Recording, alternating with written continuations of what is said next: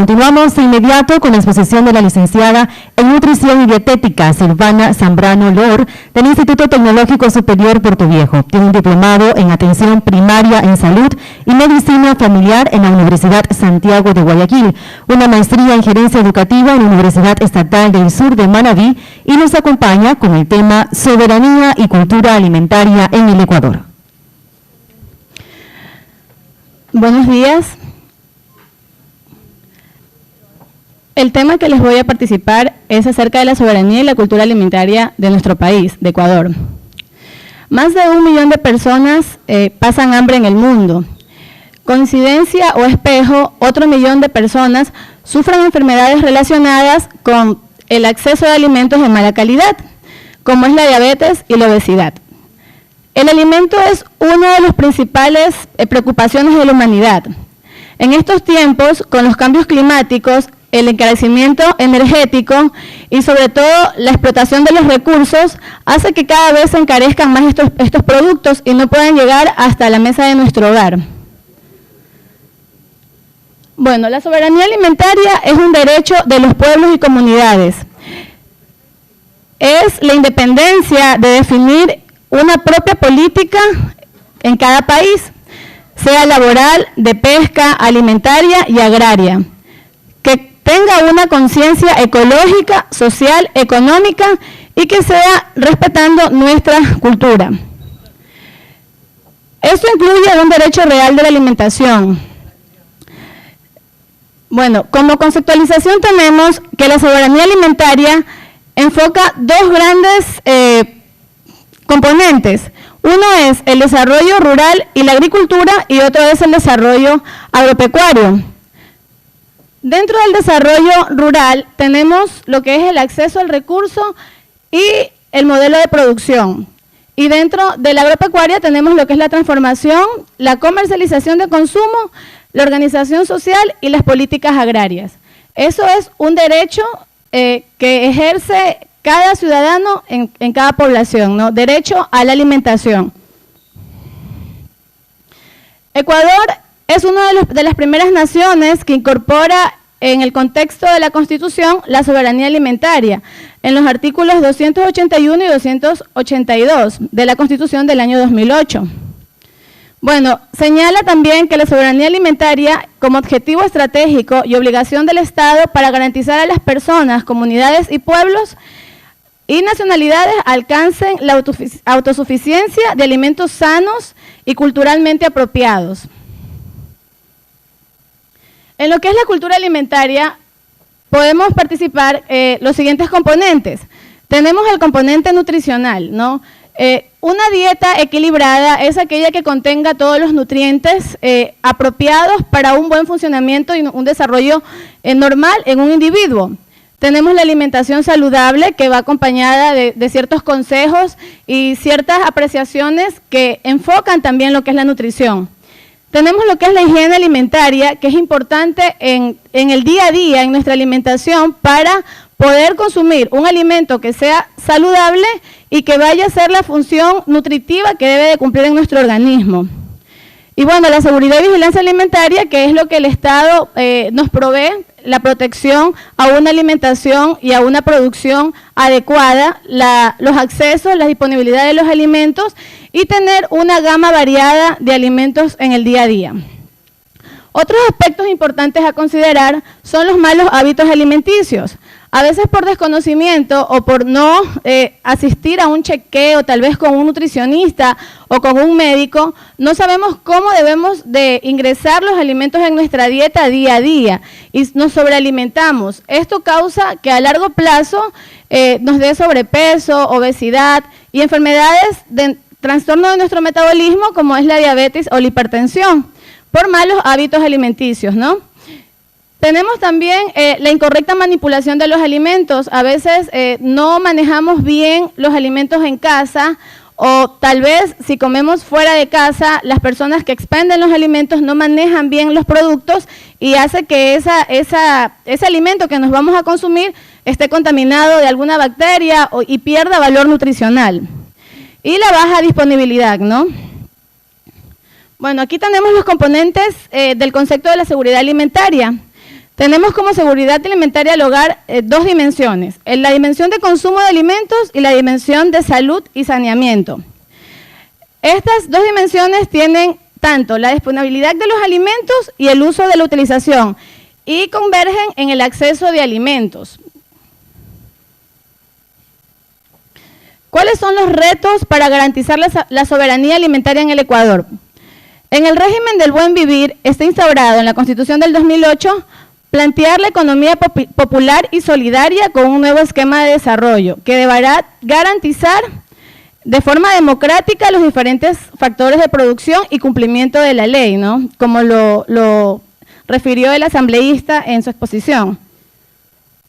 Nuestra cultura alimentaria. Nuestra cultura alimentaria es muy amplia. El Ecuador, al poseer 3 regiones, que es Costa, Sierra y Oriente, y la región insular, hace que nuestra cultura gastronómica sea muy rica, muy versátil, muy diversa, y al mismo tiempo no es que sea poco nutritiva, simplemente es muy calórica ya que los alimentos utilizados en ciertas preparaciones por lo general son carbohidratos, grasas, alimentos que contienen muchos ácidos grasos, proteína de origen animal, que también va con un poco de grasa, pero sin embargo es parte de nuestra cultura gastronómica y hay que respetarla y es algo que se cuida como patrimonio.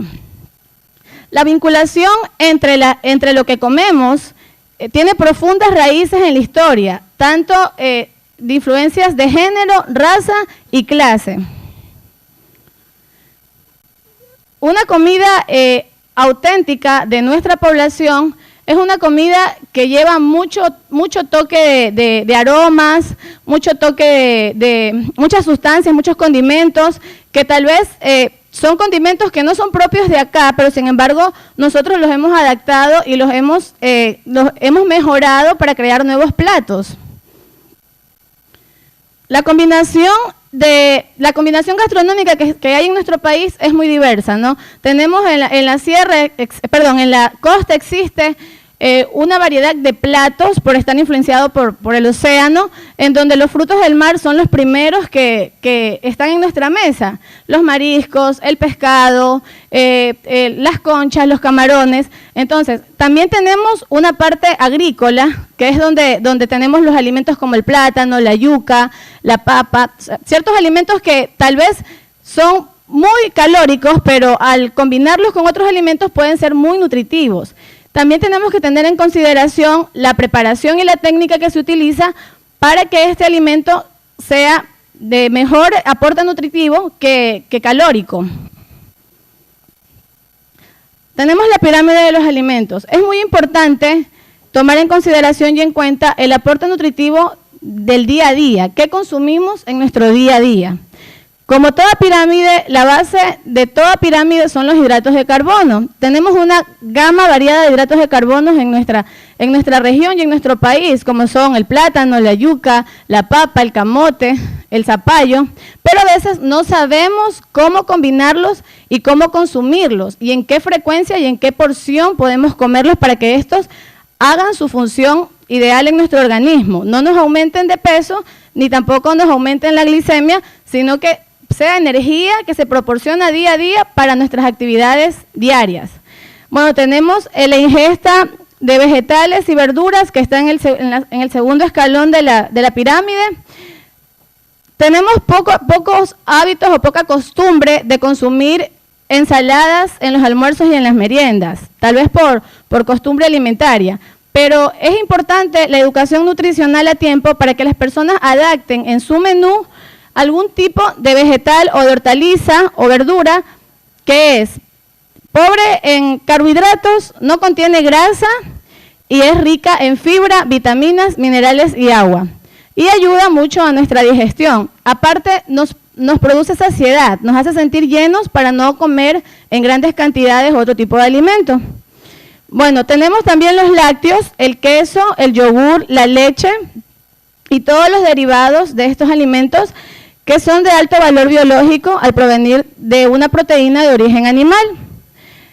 Más en el consumo diario debemos de aumentarlo en lo que es los mariscos, las carnes blancas y el pescado blanco. Tenemos las aves, el pollo y también el cerdo. A veces hay un mito con el cerdo. Muchas personas no comen cerdo porque mucha grasa o colesterol. En realidad, la parte magra de este animal, por decirlo así, o la parte musculosa, fibrosa, es baja en grasa. Entonces, es carne pura. Si la consumimos asada o al vapor, es es una proteína de alto valor biológico, aparte que es muy rica. La podemos combinar con algún tipo de vegetales o ensaladas y porciones pequeñas de arroz o papas, tal vez, ¿no? Ya, entonces, la carne de res también es importante en nuestro consumo por lo menos una vez a la semana. Por lo menos una vez a la semana, y la preparación también, que no sea con grasa y que sea asada o al vapor, para poder mantener íntegros sus nutrientes y así pueda ser un aporte importante en nuestro organismo.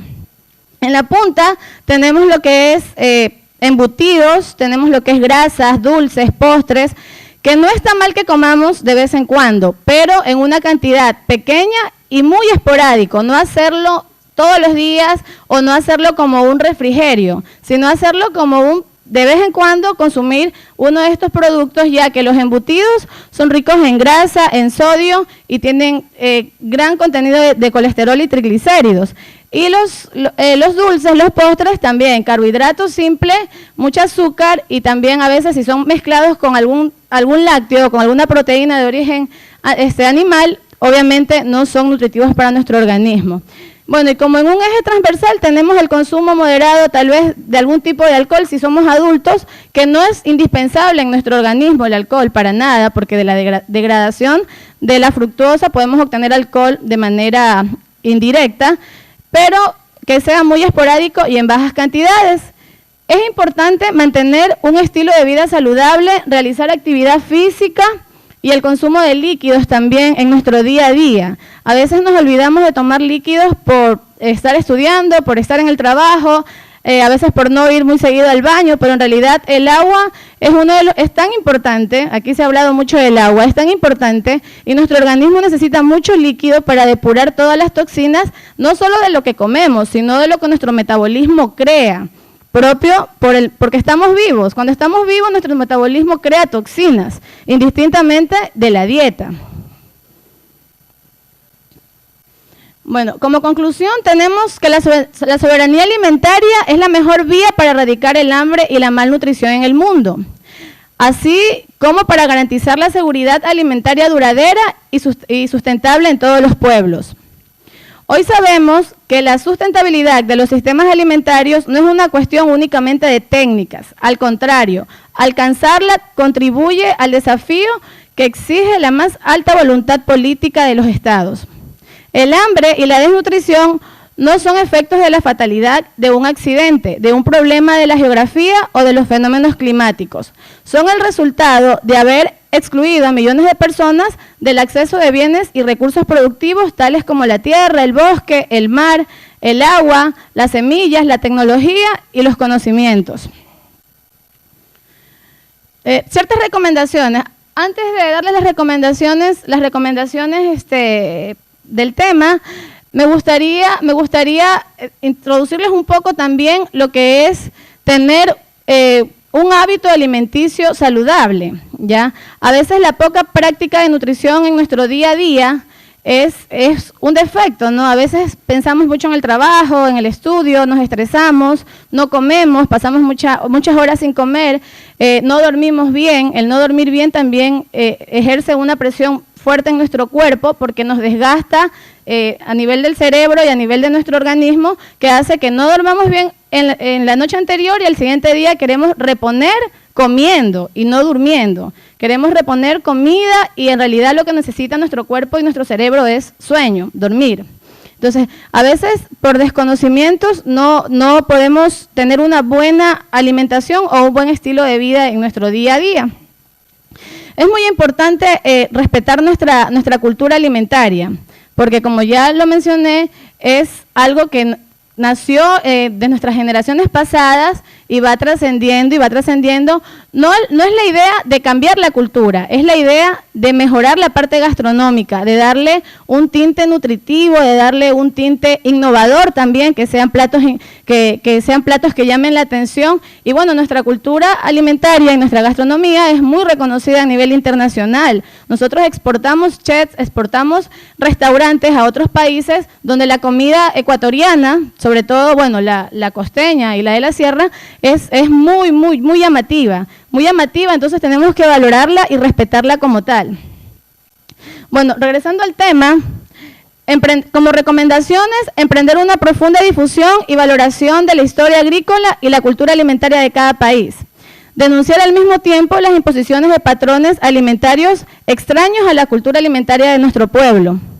Promover la diversificación hacia alimentos ricos en nutrientes, defender la calidad e inocuidad de los alimentos consumidos por la población y luchar por el derecho a la información sobre los alimentos que se consumen, reforzando la reglamentación del etiquetado de los alimentos y el contenido publicitario de lo que estamos consumiendo.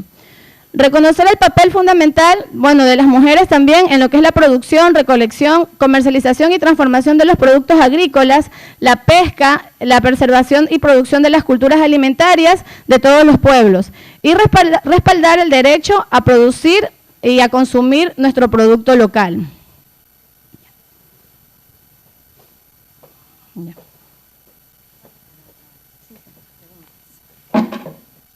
Agradecemos la intervención de la licenciada en Nutrición y Dietética, Silvana Zambrano Loor.